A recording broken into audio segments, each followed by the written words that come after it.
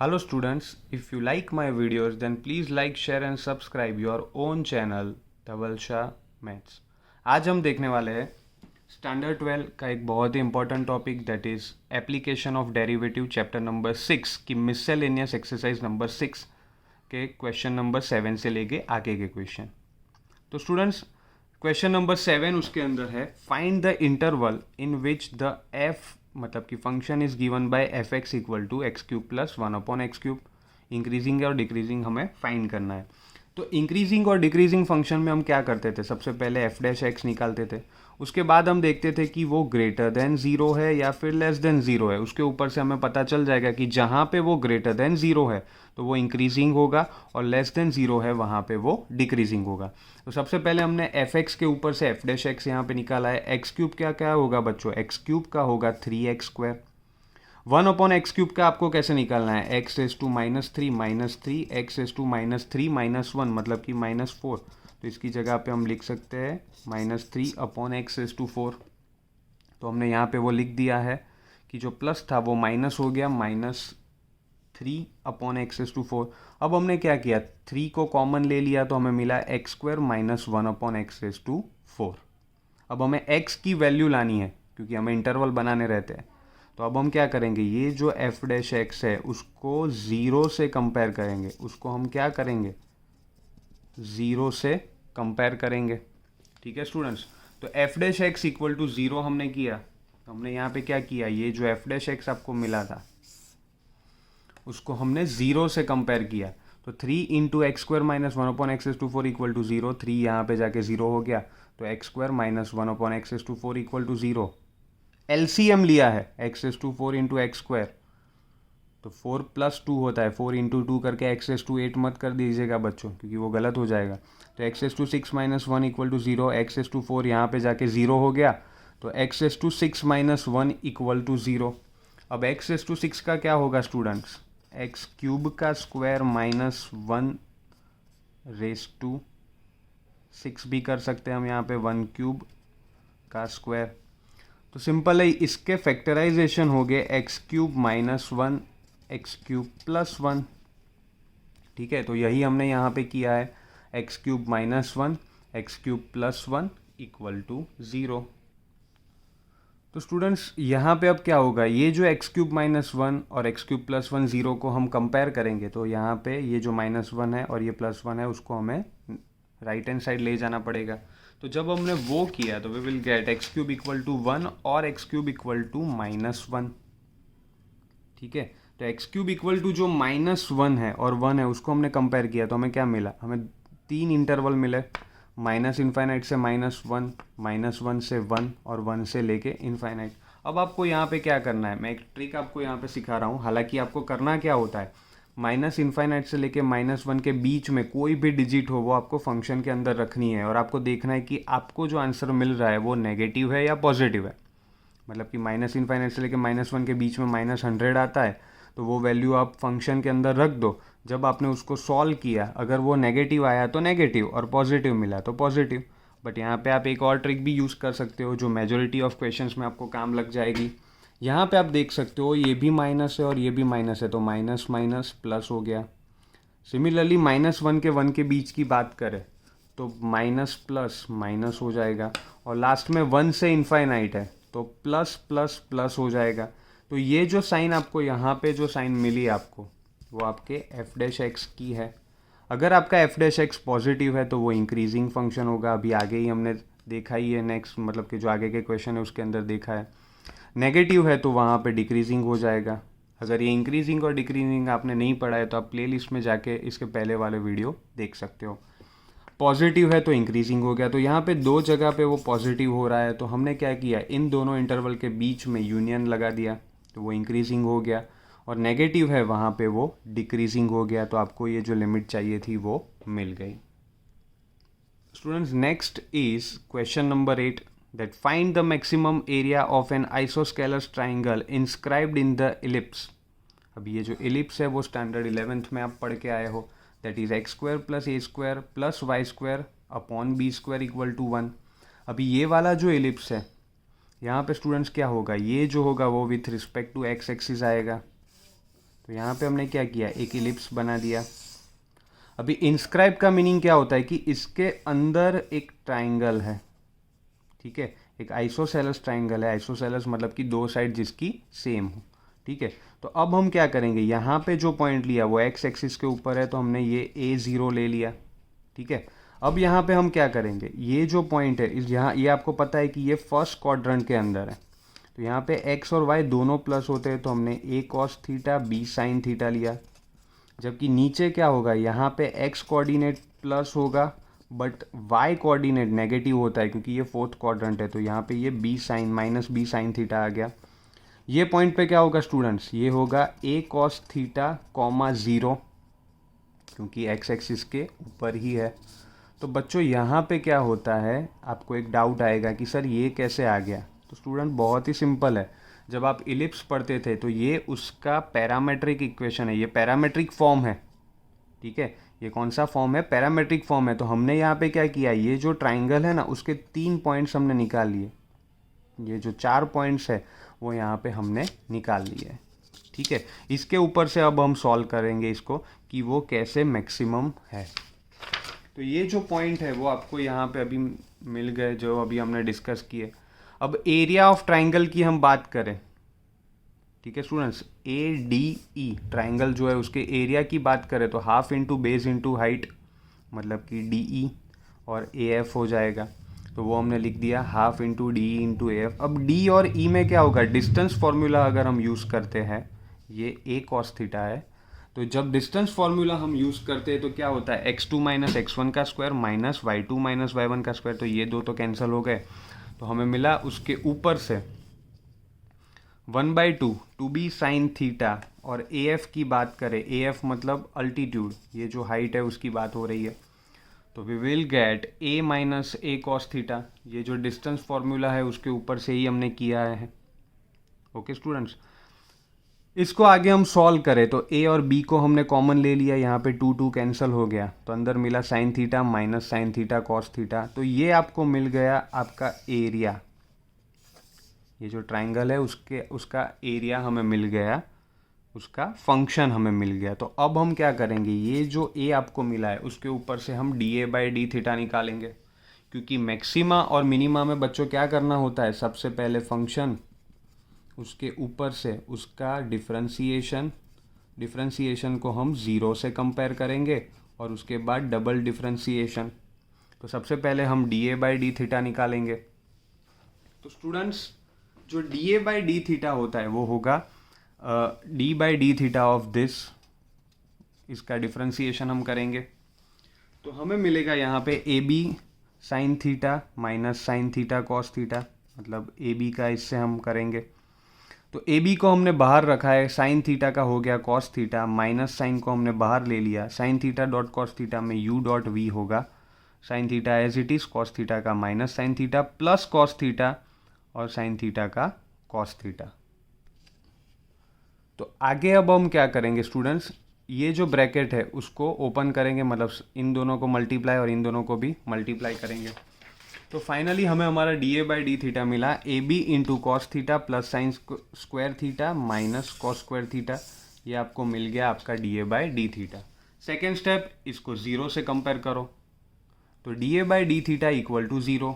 तो ये जो ब्रैकेट है इसको हम 0 से कंपेयर करते हैं, तो AB cos theta plus sine square theta minus cos square theta equal to 0।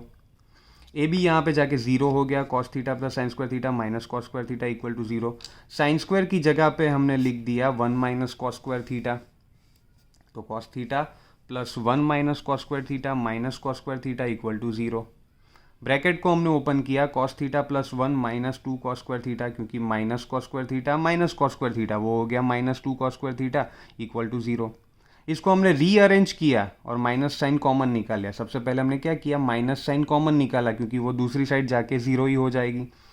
तो 2 कॉस स्क्वायर थीटा प्लस हो गया, ये दोनों टर्म जो प्लस थी बच्चों वो माइनस हो जाएगी क्योंकि कॉमन निकाला है हमने, ठीक है। ये हमने कैसे किया कि x minus y equal to 0 है, यहाँ से आप माइनस साइन कॉमन निकालोगे तो अंदर क्या हो जाएगा बच्चों, minus x plus y equal to 0। जो साइन होती है वो रिवर्स हो जाती है और इस माइनस को हमने यहाँ पे डाल दिया तो वो 0 हो गया। तो 2 cos square theta minus cos theta minus 1। अब हमने यहाँ पे क्या किया है, मिडल टर्म स्प्लिटिंग। 2 इंटू 1 मतलब कि 2 cos स्क्वायर थीटा के ऐसे पार्ट हम निकालेंगे जो बीच में माइनस कॉस थीटा को फॉर्म में कन्वर्ट कर दें। तो हमने यहाँ पे किया 2 cos square theta as it is minus cos theta, 2 1 2, तो minus 2 cos theta plus cos theta, क्योंकि इसको जब आप समेशन करोगे तो वो ऊपर की टर्म वापस आपको मिल जाएगी, -1 इक्वल टू 0। ठीक है स्टूडेंट्स, अगर इसको सिंपली तरीके से हमें समझना है तो 2x² minus x minus 1 equal to 0। Cos theta की जगह पे मैंने x रख दिया है, तो इसके फैक्टराइजेशन आप निकालोगे तो क्या होगा, -2x प्लस एक्स। तो यही सेटिंग हमने यहाँ पे किया है।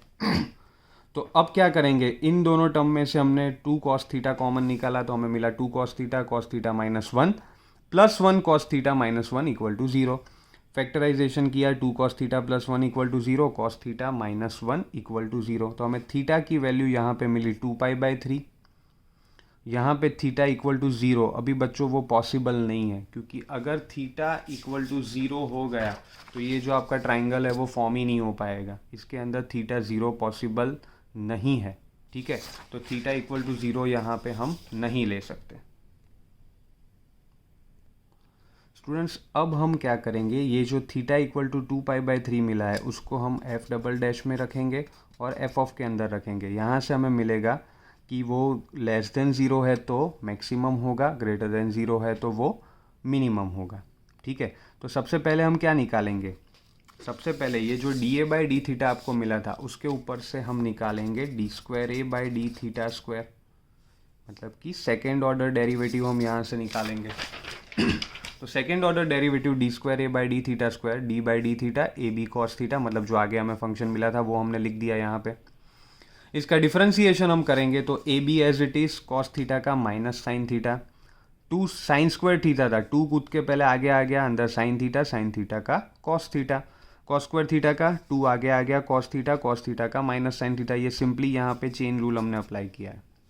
ठीक है, अब क्या होगा, 2 साइन थीटा cos थीटा की जगह पे हम लिख सकते हैं साइन 2 थीटा, यहाँ पे भी similarly minus minus plus sine 2 theta, sine 2 theta plus sine 2 theta हो गया 2 साइन 2 थीटा, मतलब कि x प्लस एक्स हो गया क्या बच्चों 2x।